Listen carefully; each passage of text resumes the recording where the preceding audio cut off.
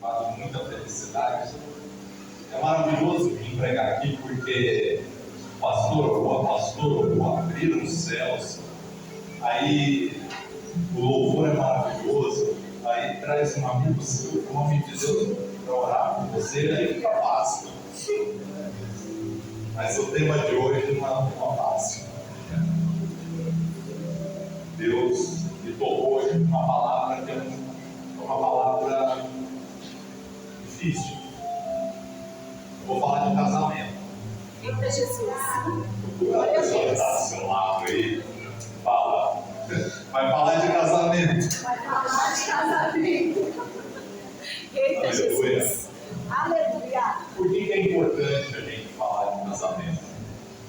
Porque isso que eu vou falar aqui talvez seja o mais importante da pregação. Porque o casamento é a base da família. E a família é a base da igreja. Simples assim. Sem casamento, não tem família. A sua família é destruída no momento que você não investe no seu casamento.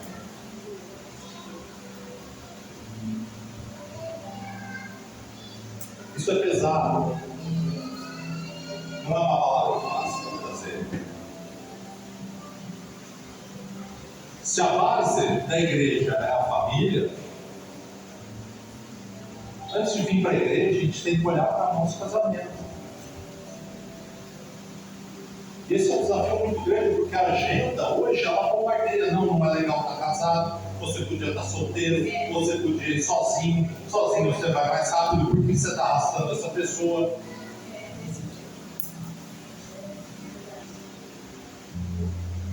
O casamento é a base. E hoje a gente vai ler muito. Sabe o que a gente vai ler? Para ninguém falar assim, foi na cabeça do Rodrigo, porque a palavra não é uma palavra fácil. Eu vou pedir ajuda. Vamos lá, Gênesis 2:18.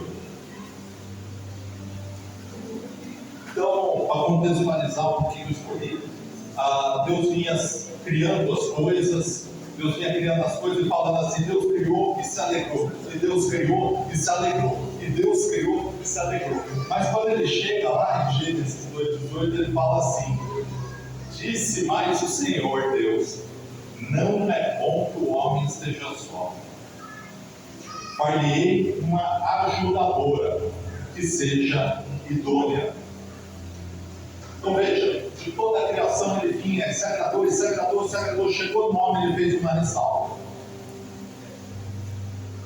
Não é bom que o homem esteja só.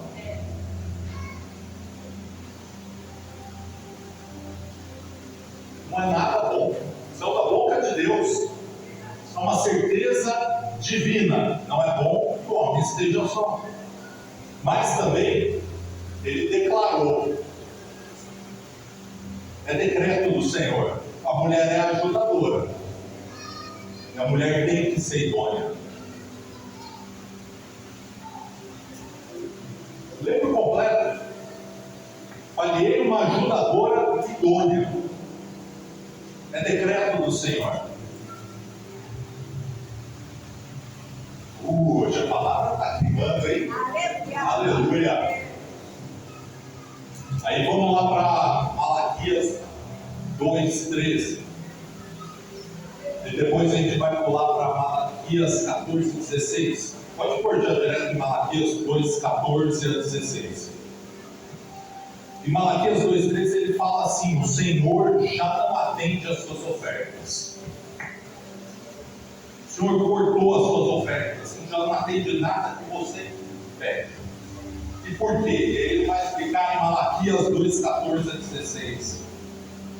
O Senhor foi testemunha entre ti e a tua mulher da tua mocidade, com a qual tu foste desleal, sendo ela a tua companheira e mulher da tua aliança. Aleluia! O conceito trazido aqui é que o homem ele é responsável por uma aliança. E essa aliança ela não é um contrato. Não, ela é um pacto, uma aliança direta com Deus. Ou seja, o que é uma aliança? A aliança, ela tem como testemunha o próprio Deus. É um pacto divino. Ele exige retidão. Veja que esse texto é muito claro que a partir da deslealdade sua, a sua oração não é mais ouvida. Então, veja que a aliança, além de ter uma testemunha, que é o próprio Deus, que é a maior testemunha que você poderia ter, ela é uma oração, ela é uma união onde tem três pessoas: homem, mulher e Deus. Agora eu peço para vocês fecharem os olhos e imaginar um triângulo, onde a base desse triângulo vai ser numa ponta o homem, na outra a mulher. Na ponta lá de cima vai estar Deus. Então, nessa relação entre homem e mulher, é fundamental que o homem se relacione muito bem com a mulher, em contrapartida, se relacione bem com o marido dela. Mas, em contrapartida, a mulher tem que se relacionar bem com Deus, que está na ponta do triângulo, e o homem tem que se relacionar bem com Deus, que está na outra ponta do triângulo. Então, veja que hoje em dia a agenda é tão burra que você é bombardeado com aquela historinha de vocês são 2 copos com água que vão se completar. Não. Você já é cheio, você já tem identidade no Senhor, você já é um filho amado do Senhor, você já é completo, e você vai completar ainda mais a vida do seu marido, do seu cônjuge. Você já é cheio do Senhor. Você não precisa da aprovação 24 horas por dia do seu marido. Você só vai ter um amor perfeito no Senhor. Olha para cima. A ponta do triângulo é o próprio Senhor, é o próprio Deus.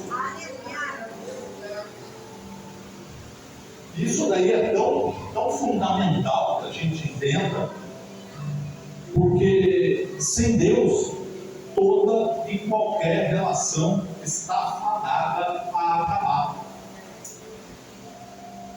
Se você está só numa relação aqui embaixo, sua mulher, essa linha reta se entorta em algum momento. Aí, Eclesiastes, vamos lá, Eclesiastes 4:13. A gente vai ler bastante hoje.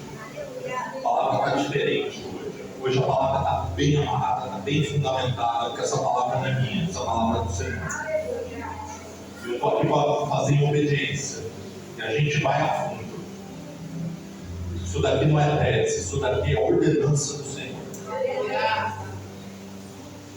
Eclesiastes 4:13, um cordão de 3 dobras não se rompe com facilidade. Quem são as 3 dobras? Você, sua esposa e Deus. Você, sua esposa e Deus. A vida toda. Se o seu marido enfraqueceu na fé, você é intercessora, você ora por ele, você busca ele. Homem, a gente vai chegar lá em você. 95% do problema do relacionamento está no homem. E a gente, como homem, tem que puxar isso para a gente. Como que a gente luta as nossas guerras na nossa casa? De joelhos, orando. De joelhos, orando. De joelhos, orando. Na força do braço, na força da conversa. Não vai ser possível. É só diante da mão do Senhor. É Ele que abre o coração da sua mulher. Mas vamos mais a fundo. 5:25.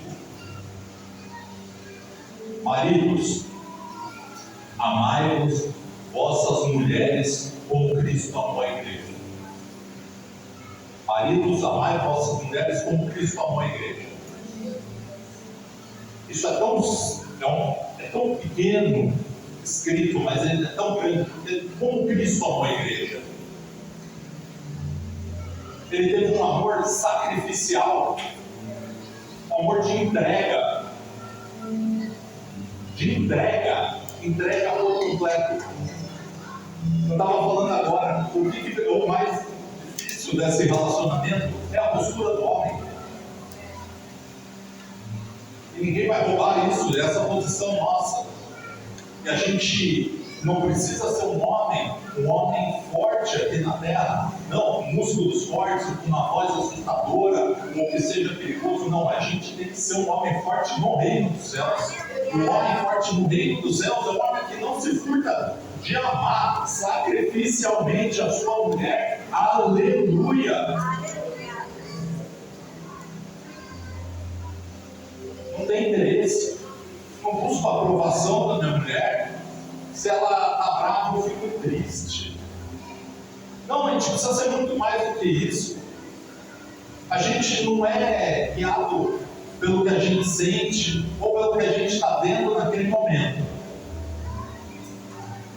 Não. Não é. Porque no dia que você não for correspondido, o seu casamento não acaba porque você não foi correspondido. Naquele mês, naquele ano. O seu casamento não acaba, a sua aliança com Deus não acaba porque você não foi correspondido naquele momento.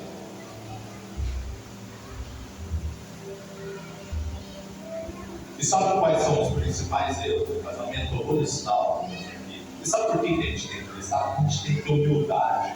E essa humanidade é muito antiga. Os erros se repetem. Os erros se repetem. E eles são sempre os mesmos. Então vamos aprender. Qual é o primeiro erro? É típico, é a omissão. O Tuca quem está do seu lado e fala, omissão. E o que é omissão? Qual tipo de omissão que a gente está falando? A gente está falando do homem que não lidera, que não decide, mas também da omissão daquela mulher que não assume o papel de ajudadora, o papel de ser submissa.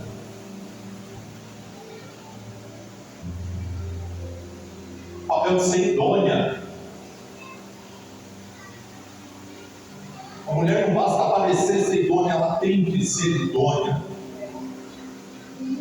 Ele não está vendo, está tudo bem.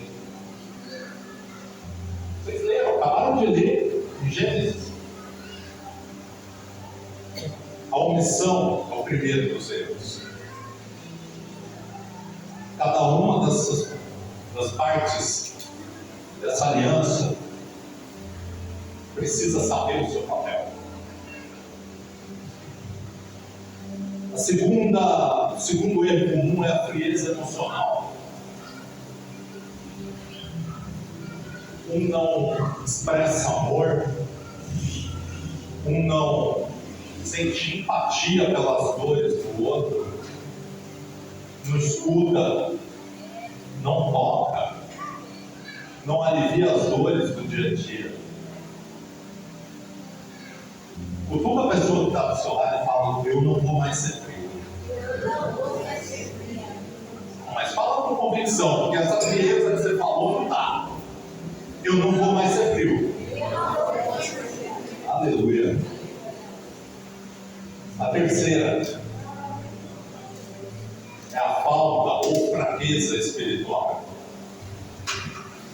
E quem que é o responsável pela vida espiritual da casa? É o homem. Mas eu sou casado com uma mulher crente, que é crente do copo, ótimo. Glória a Deus pela vida dela. Mas quem é o sacerdote da casa? É você. O marido e a mulher tem coragem, tem que ler a Bíblia junto.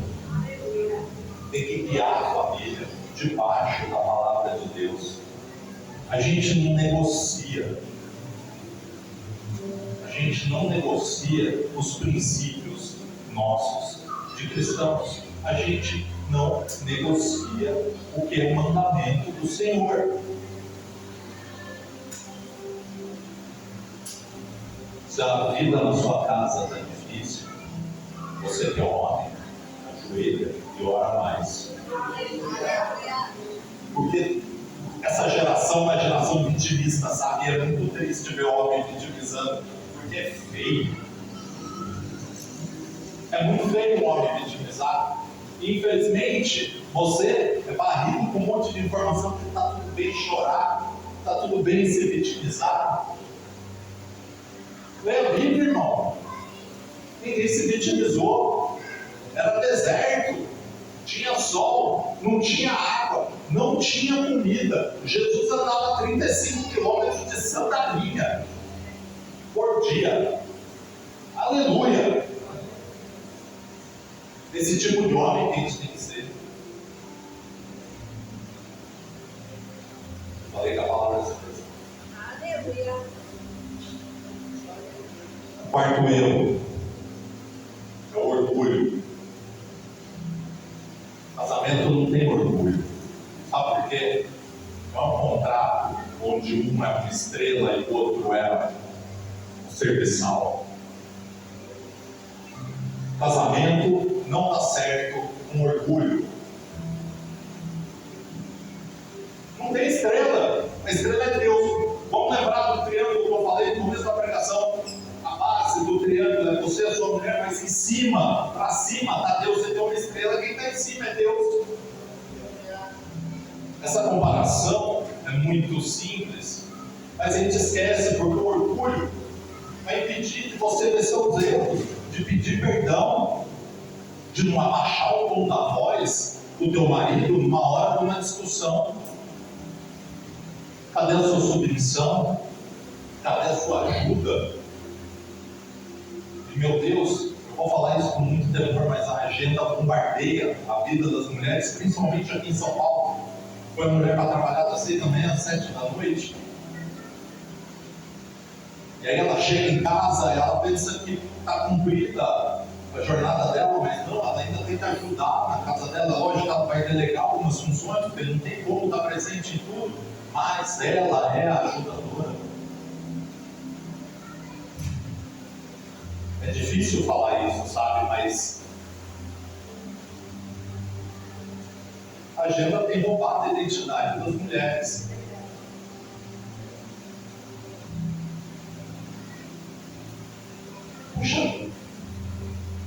Puxa para dentro de si, se pergunta o quanto eu tenho ajudado, o quanto do meu orgulho não me tira do lugar de uma mulher ajudadora, de uma mulher submissa. O quanto da imagem que construíram sobre mim, que me fizeram acreditar onde eu posso trabalhar, eu posso ganhar mais dinheiro, eu posso comprar coisas caras, ir a lugares mais caros, até onde isso não roubou da identidade do que o Senhor quer para você. Esse é um desafio muito grande. Isso é diário. Não trabalhar, não vou conseguir comer. Mas se eu trabalhar muito, eu vou me afastar da minha família. A real é essa daí a discussão que a gente tem que ter. A gente tem que ir mais profundo. Quando a gente vai mais profundo, é trazer a palavra de Deus e aplicar na nossa vida. Esse daí é um desafio gigantesco. A gente vai para outro nível de pregação, uma pregação onde realmente a gente vai trazer um evangelho que vai trazer transformação. Chega então de opção, chega então de frieza emocional, chega então de falta de vida espiritual. E acabou o orgulho. Parece fácil, mas isso é um processo. Mas a gente tem que lembrar. Quem ainda não está casado tem que entender que é dessa forma que funciona. Porque você não tem essa opção de sair dessa aliança. Mas está tudo bem. É maravilhoso assim. Vamos respirar um pouco. Eu tenho certeza que tem um mover aqui acontecendo, porque quando começa a fluir essas palavras e a forma como vai, eu tenho certeza que a semente vai germinar. Para a semente germinar, ela precisa morrer primeiro, como semente, para germinar. Eu tenho certeza que é isso que vai acontecer no final. 1 Pedro, versículo 3, de 3 a 7. 1 Pedro, de 3 a 7. Vivei com elas com entendimento, para que não sejam impedidas as vossas orações. Viveis com elas com entendimento, para que não sejam impedidas as suas orações. Então, veja que o papel do homem, como sacerdote da casa, é de proteção emocional, é de proteção espiritual. Ele precisa orar pela casa e ele tem que guardar aquele ambiente. Mas só isso não basta. Você tem que viver bem com a sua mulher. Porque veja que as suas orações só vão ser atendidas a partir desse lugar. Então, para você ser sacerdote, você tem que estar bem com a sua mulher. E estar bem com a mulher é um desafio diário. Tem que tocar, tem que ouvir, tem que acalmar, tem que proteger espiritualmente e emocionalmente, tem que acariciar. Tem que se despir do seu ego. E como que a gente não tem sido instruído desde o começo com isso, e como que a agenda não fala isso diariamente para a gente? Porque o casamento é a base da família, e a família é a base da igreja. Mas agora vem a parte boa, porque Gênesis 2, versículo 24, vou te falar da parte boa do casamento, porque é a parte da carne, e a carne é abençoada no casamento. Por isso, deixa o homem, pai e mãe, e se une à sua mulher, tornando-se os dois uma só carne. A expressão uma só carne é uma união física, carnal, sexual. Mas para fazer isso, você abandona a sua família. Vamos de novo, para fazer isso, abandona a sua família. Então você para de ficar com o filho, você para de ser dependente emocional da sua mãe, de precisar da bênção dela para tudo que faz. Quem é mais importante depois de Deus? Quem é mais importante, homem? Quem é mais importante depois de Deus na sua vida? É a sua mulher. Ah, mas a minha mãe. Quem é sua mãe? Você está unido carnalmente com a sua esposa. Lê de novo. Por isso, o homem deixa pai e mãe. A palavra é muito mais pesada para o homem. Mas é fundamental que seja dessa forma. Hebreus 13, 4. Vocês querem viver a vida de carne, né? Se unir em carne, eles têm a responsabilidade. Hebreus 13, 4 fala: digno de honra entre todos seja o matrimônio, bem como o leito sem mácula. É uma aliança para a vida toda. Ela tem como testemunho o Senhor. Homem, se você traz sua esposa, você deixa o Senhor triste. Essa traição para com o Senhor. A sua esposa é o de menos nessa situação. Foi horrível o que você fez com ela. Mas trair o Senhor, perder a presença do Senhor, ou entristecer o coração do Senhor. Mulheres, sejam idôneas. Mulheres, sejam idôneas. A traição, ela não começa, ela não é só aquele ato isolado, é um processo. É importante que a gente não seja infantil de achar que uma traição é um ato isolado.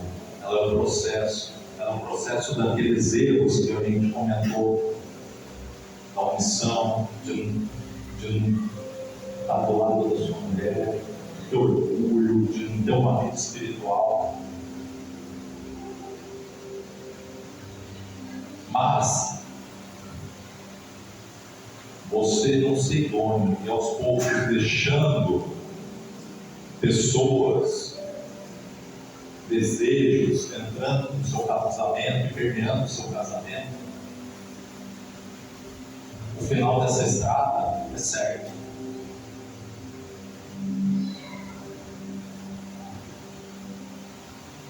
O casamento é um deleite na carne. É um deleite abençoado do Senhor. Está tudo bem, a gente gosta disso, é maravilhoso, mas não é só isso. Nosso casamento não é só o que a gente sente na carne. Porque a agenda hoje em dia vai falar para você. E você vai ter um monte de amigas que vão te aconselhar, ou amigos que vão te aconselhar, se a vida sexual está esfriando, é porque não está bem.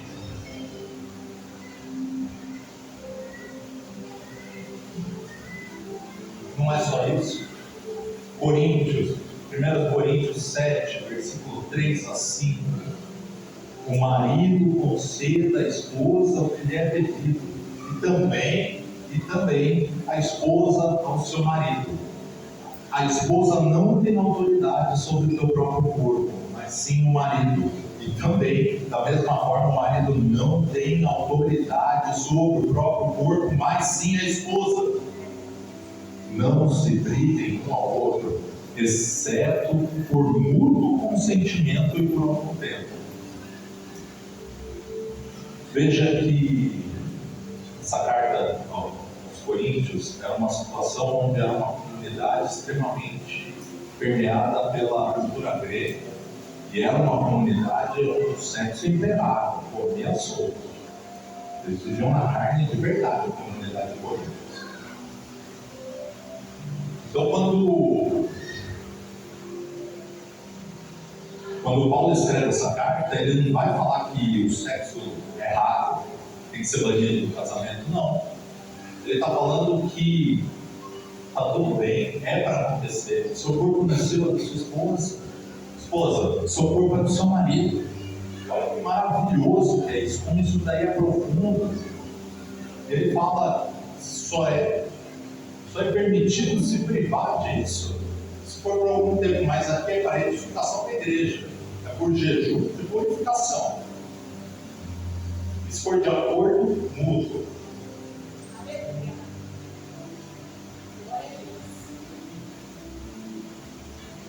Vamos para a parte boa, vai. Hoje essa mensagem, como a gente vai fortalecer essa aliança no nosso dia a dia.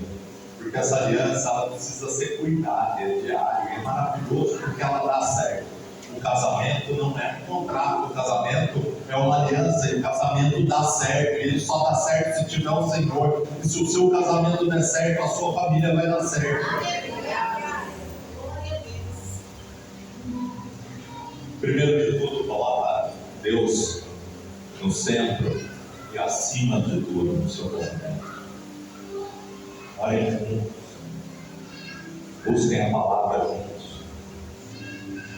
A palavra fala lá em Provérbios que ferro afia ferro. Sua esposa vai te afiar, você tem que afiar sua esposa. Ferro afia ferro. Pratiquem perdão constante. Perdoa todo dia. Pede perdão antes de dormir. Perdoa antes de dormir. São dois problemas, né? Que eu dia seguinte você acorda de mau humor do sono, de mau humor porque dormiu obrigado, ele já viram dois problemas. Pratique o perdão. Pratique o perdão. Honre seu cônjuge. E honrar é muito mais do que falar bem. Eu acho que dá uma pregação de 2 horas, falar o que é o princípio da honra. Mas você não precisa honrar o seu cônjuge somente em palavra, mas com ações. Haja, mostre o quão importante ele é. Quarto lugar, proteja o seu casamento, proteja a sua aliança, proteja de influências que não devem estar ali. A gente, infelizmente, se aconselha com pessoas erradas, senta em mesas que não são para ser sentadas. A gente, infelizmente, tem um ímpeto infantil de comparar o meu relacionamento com o outro. Não tem comparação.